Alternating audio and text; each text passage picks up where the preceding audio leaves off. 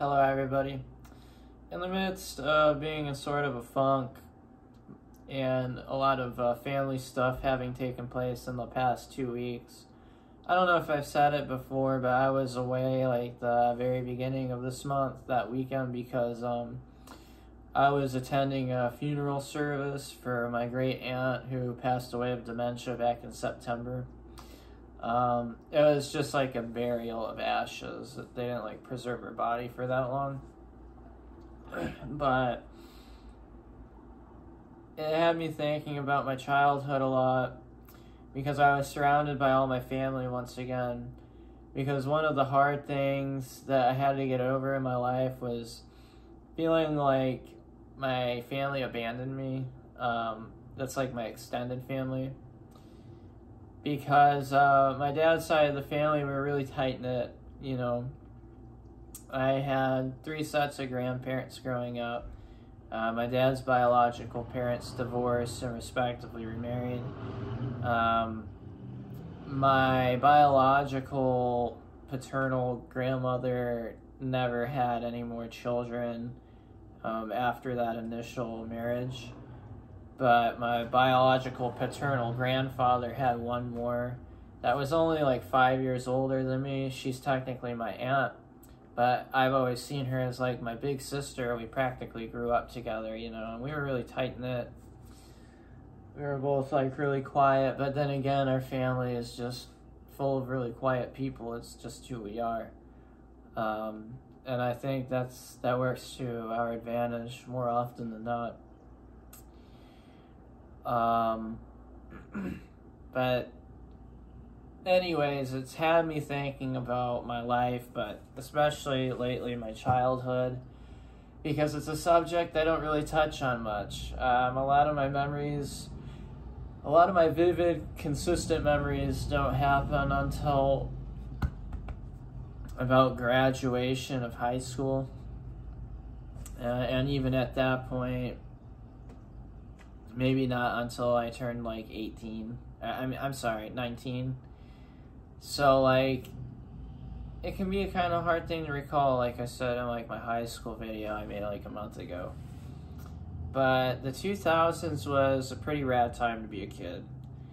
I entered the decade as a 3-year-old child, and I left it as a 13-year-old young man in 2009.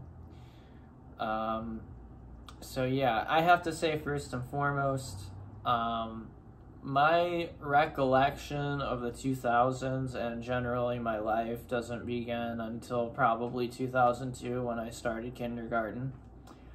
But here are some things that I don't personally recall, but I've been told repeatedly, so it must be true, obviously by like my parents or other family members.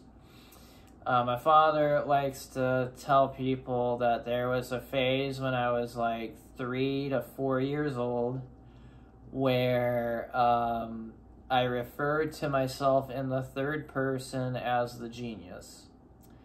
And I would say something, and if someone asked me like what I said or something, I would just say, "The genius has spoken." No recollection of this. Sounds funny as hell, though. Sounds like something I would do.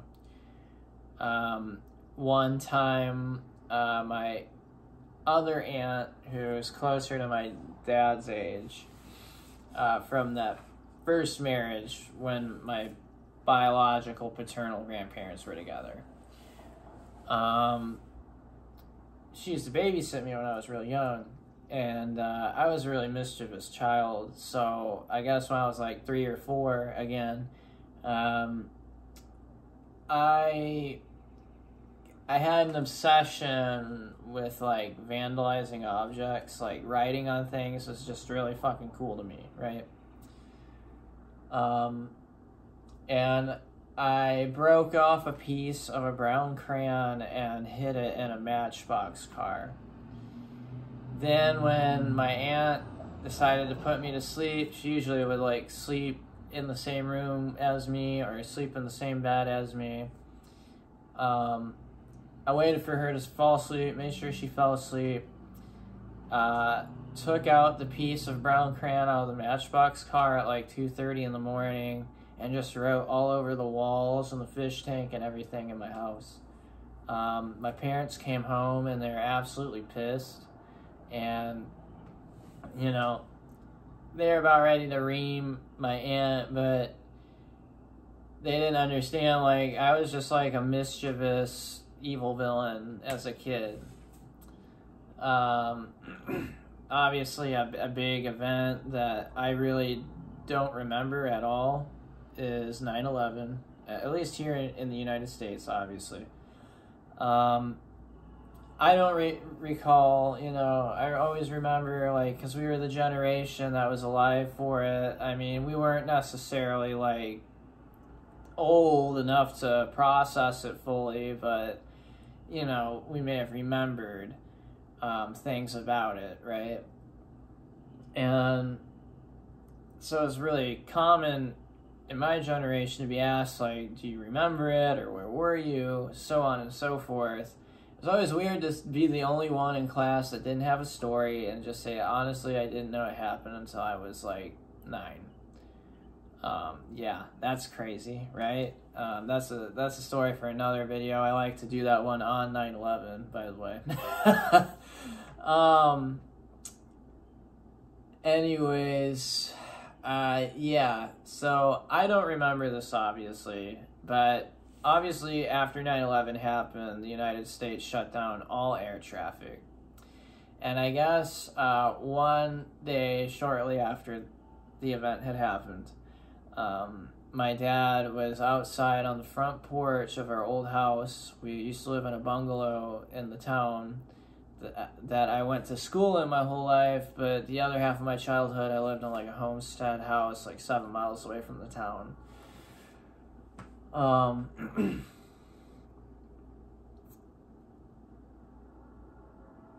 Anyhow, I was out there with my father and we were looking at the sky, right?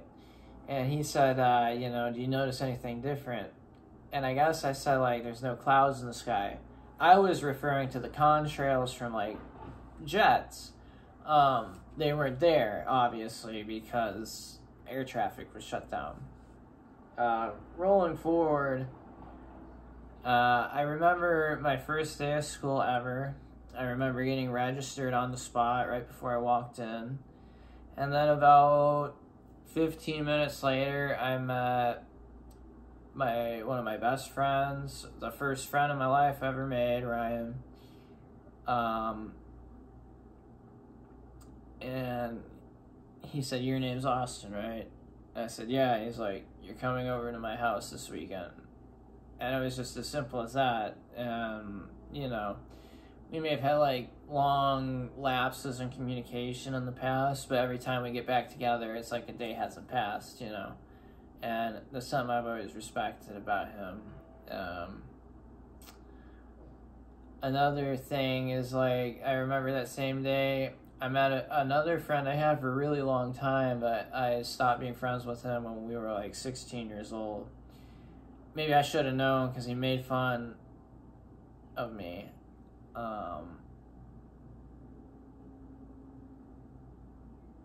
He made fun of my last name and put a little spin on it and said my name is Austin Crap.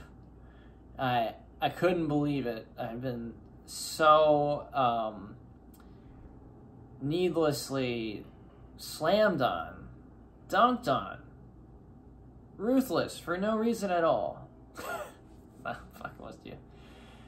But I remember that happening, but I don't really remember the rest of that day at all. I remember actually going to Ryan's house that weekend, and I remember my parents picked me up, and we went to Long John Silver's. I think that might be a franchise of the past at this point. I know they've downsized a lot. There's like a secret society keeping that place open. But I'm not in it because I have celiac disease.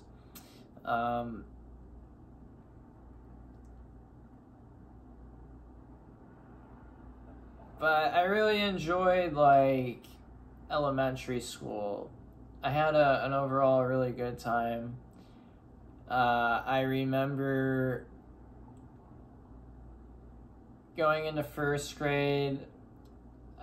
Nothing too much about first grade that stands out. Only things I can really remember is like going to a few birthday parties. I remember in the spring that year, I remember falling ill. That winter, I played Halo for the first time in my life. This would have been like February 2004. And I had classmates who had like older brothers who owned the game. And they were obviously playing it too, and they kept talking about it. It was back in the day before like YouTube existed, so you couldn't even like go on YouTube and look up gameplay footage. I mean, technically, 2004 that's a year before YouTube even existed. You know what I'm saying? It was hard back then, man. I wouldn't have traded it for the world though. It was a great time to be a kid, in my opinion. I mean, it wasn't like totally messed up all the time.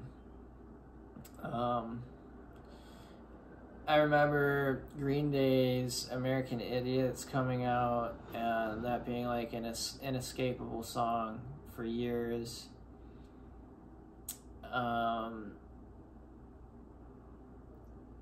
The only times I ever flew in a plane on my life was in the 2000s.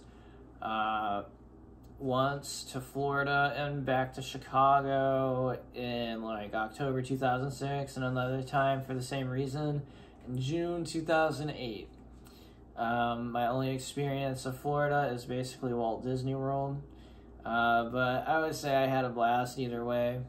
I would like to see more of that state, especially like I kind of want to see Gatorland, and I want to see the Everglades. And there's some type of reef state park down there I want to visit.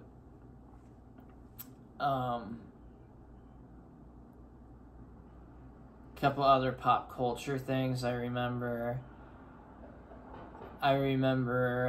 Playing Halo 2. Halo 2 actually came out on my 8th birthday. So that was my 8th birthday gift. It was the coolest one.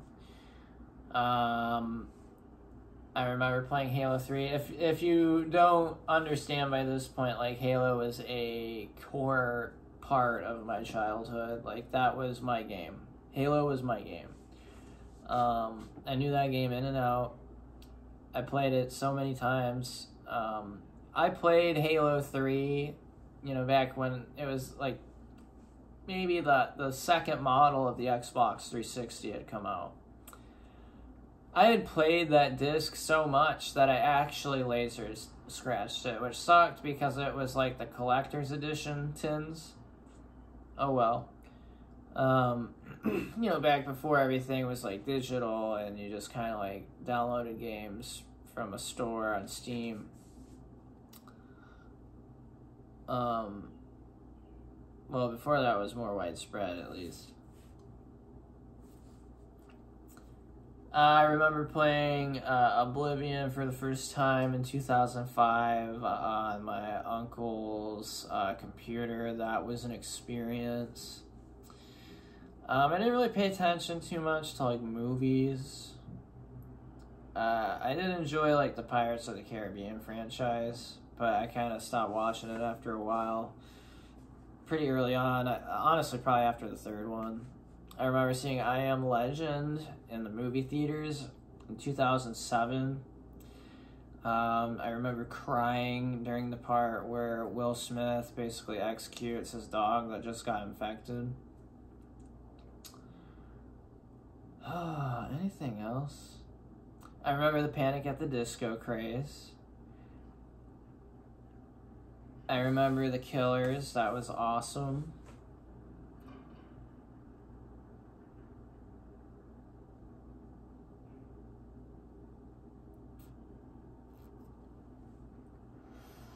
Trying to think of some other stuff later in the decade. I would say overall my favorite year is like 2007. It turned pretty bad though. Well, actually, before I get into that, another thing about the 2000s was there's a lot of death, at least in my life. There was a lot of death in that decade. I have probably been to more funerals from the ages of 7 to 10 as I have been from the age of 10 to now, so like 27. You know, what is that, like 4 years compared to like 14 years or something like that? I can't do math like that. Y'all can do it if you want. I don't really care.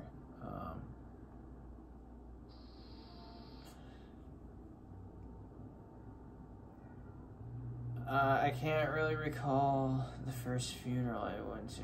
Yes, I can. My great-grandma, my paternal great-grandmother, and my paternal grandfather's mother, I should say. I don't know if I ever met the woman, but I was there for a funeral. I was old enough to remember that. We drove in a snowstorm. It was my dad driving, my older aunt that was hopped up on Vicodin because she had her wisdom teeth extracted the day prior, and I was in the back seat. And it was late November, and it was really snowy, and I remember most of the car ride being really snowy. And we finally made it to like deadbeat middle heart of West Virginia, deep in the hollers and hills. And the service was held in just an old school church, like a one big room church. And, you know, it's Appalachia, and, you know, it's a pretty poor area, so, like, there's a lot of outhouses instead of, like, functioning toilets and whatnot. I mean, it could be different now. I mean, we're talking about almost 20 years ago. But at the time, at least, even contemporary time then, it was very behind, you know. My great aunt had an outhouse, you know. It's a different world out there. It's real gritty. And, not everyone can do it, that's for sure. But that's probably when I was in West Virginia the most, was in the 2000s as well.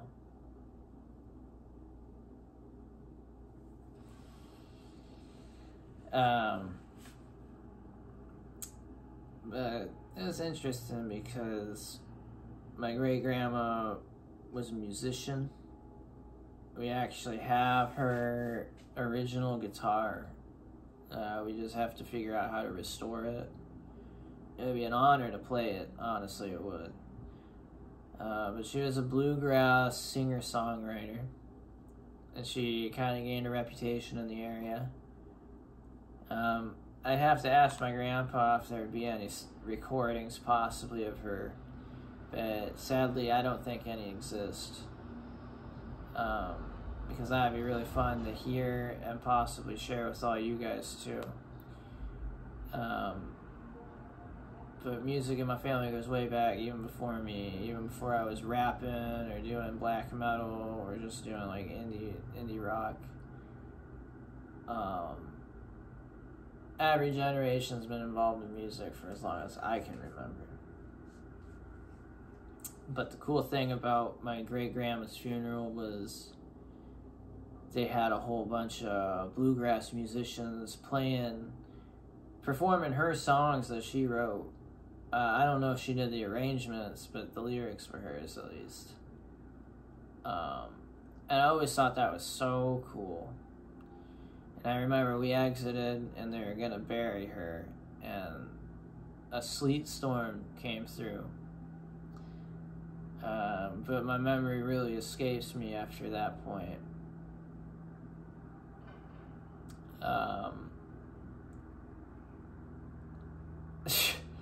I want to say, yeah, less than a year later, my maternal grandmother died of metastatic breast cancer, essentially. that one was weird because it was like the first super close person in my life to have ever passed away. I was too young to really understand what was going on. And I remember my last interaction with her was about 2 months before she passed away. As her condition worsened, she pushed a lot of people out. My mom told me, like, one time her, like, appearance, it was pretty bad. Like, her eyes were, like, bugging out of her head and whatnot, and she just wasn't having a good time. And I didn't have a good relationship with that grandmother. We'll call her Nana, because that's what I called her.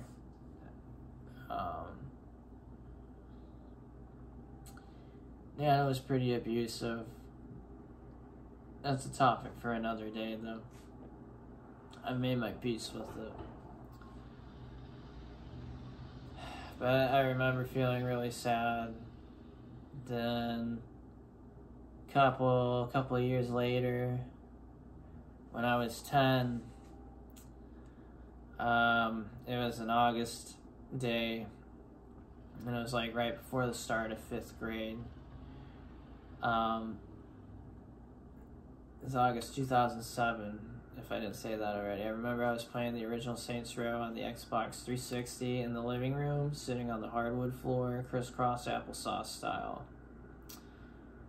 And my grandfather's health was failing, and this is like my maternal grandfather. I loved this man very much, and we had a special bond, and I'll never forget him as long as I live. I hope to God, at least. He's just a great man. He's just always happy. Nothing could ever get the guy down, and the memories I can still remember of him, I hold on to tightly. But his health was failing. He had COPD and emphysema because he was a chain smoker back in the day. But all my grandparents were. I think all of them got COPD except one. And throughout my life, he pretty much was like spitting up all the time. He just got like choked up all the time and get like this buildup in his stomach. Like something didn't work right. And it got a lot worse as I got older and he got older too. But anyways, it was August of 2007, and it was right before the start of 5th grade. And I was playing the original Saints Row on Xbox 360, crisscross applesauce style, on the living room floor, as I said before. And my grandfather's health was failing, and he was walking around with an oxygen tank at the time. And he worked at a local university in the kitchen as a chef, or a cook, or whatever you want to call it. And his health was really bad at that point. Like, he just did not have oxygen in his blood. Just couldn't keep oxygen in his blood for the life of him. Even being, like, hooked up to an oxygen tank 24/7. Now, I know, because my sole surviving grandfather that's still alive to this day has COPD now. And he's hooked onto an oxygen machine too. But I guess they're new now and updated because they all run off of like electricity now. But at the time, way back then, it was like compressed CO2 gas, and they would have like the tower of it on their porch, and some service would come by once a week and fill the tank or exchange it and whatever, right? So, I remember his oxygen tank was handheld, and it was kind of like a yellowish eggshell plastic color. Kind of looked like a desk fan, like a desk tower fan in a way. But he was walking out, and I remember my mom was like begging him to not go to work. Like, he did not look good at all. And he was getting at my mom, and he turned around really quick to say something and snap off. And when he did that, his oxygen tank collided with the top of a wooden recliner chair that was in front of him. And once that happened, a huge gust of like a cloud of compressed gas just shot out of this device. And I saw the whole thing happen, and I was stunned by what I just saw. And I was kind of hoping that my grandfather would notice it, right? But he didn't, and he left for work. Okay, well, you know, maybe it's not a big deal. Maybe, like, you know, at this point, I'm just, like, trying to gaslight myself. Like, I did not just see this, and oh my god, did I really not say anything? Well, suffice to say, like, 40 minutes later, there was a family friend that, like, lived, you know, in the town that the university was in, and he was on his route to work, and they pulled over, called my mom's cell, and basically said, hey, we found your dad. He's, like, out here off to the side of the state road, passed out behind the wheel. Like, he needs an ambulance. That morning was the last time I ever saw my grandfather conscious. I want to say the last time I saw him alive, technically, he was in the ICU for like the third time in the past 2 years at that point. And he was completely unconscious when I saw him. But I wasn't sweating it at the time, you know. It was a perfect foreshadowing the next morning. I had my first day of 5th grade. I had to go to my best friend's Ryan's to stay the night that night. And that was the night that he passed away. Basically, you know, my parents decided to pull the plug on him. Because, like, you know, his quality of life was just bad, man. And I personally felt responsible for his death for years. I mean, I held that over my head for a long time. Until my dad got with me many years later and told me, like, hey, like, don't beat yourself up about it. He said if he was ever on ICU again, he wanted the plug pulled. Like, he wanted to go, he didn't want to live life anymore without your grandmother. So that made me feel a lot better. I just wish I knew that a lot sooner, you know. Many other big events I remember in the 2000s.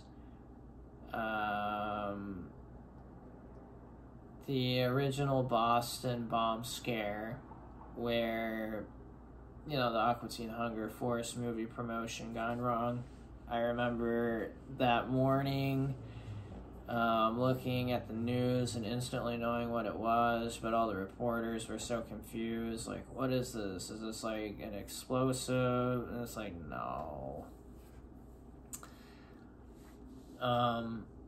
I remember when that one guy threw a shoe at George Bush.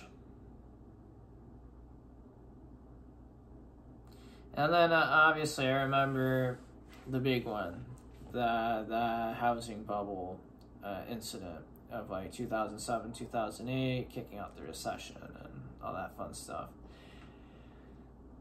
I was 10, 11, 12, and 13 when most of the stuff happened with all that. I don't really remember hearing much about it until like late 2007 into 2008. And I remember everybody being really mad and everybody being really scared. And so were my parents. So when my parents were, I got really scared because, you know, at that age, my parents know everything. Well, maybe not everything, but, you know, they're adults, man. They have a house and shit. And lives. And, that really scared me, but I remember being incredibly frustrated throughout the entire time because I just couldn't conceptualize it, you know. There's just so many things. I'm sorry, y'all, there's a weird craft outside of my window. I'm trying to tell what the fuck this thing is.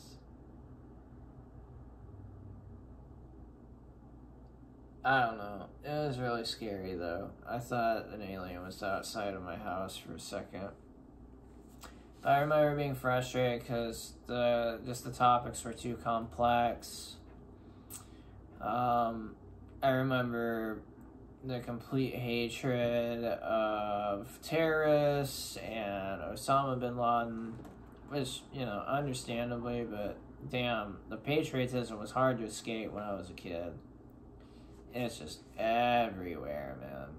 Video games, movies, music. God, it was like... No wonder, like, the atheism movement took off in, like, the late 2000s. It was just the perfect conditions, you know.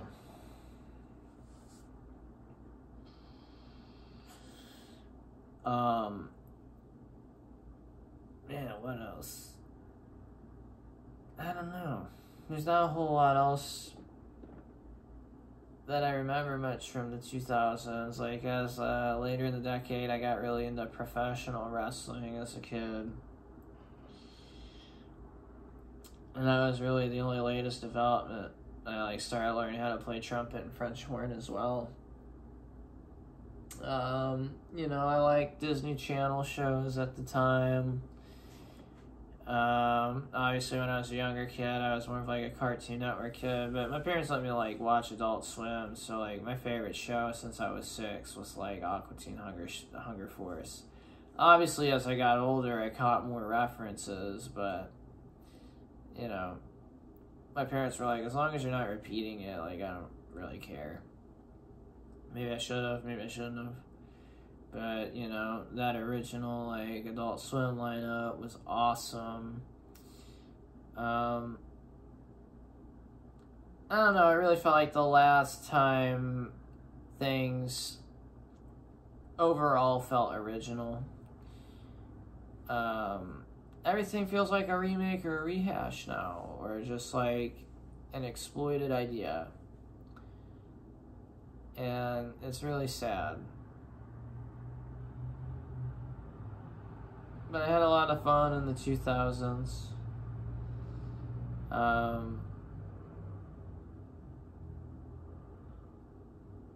You know,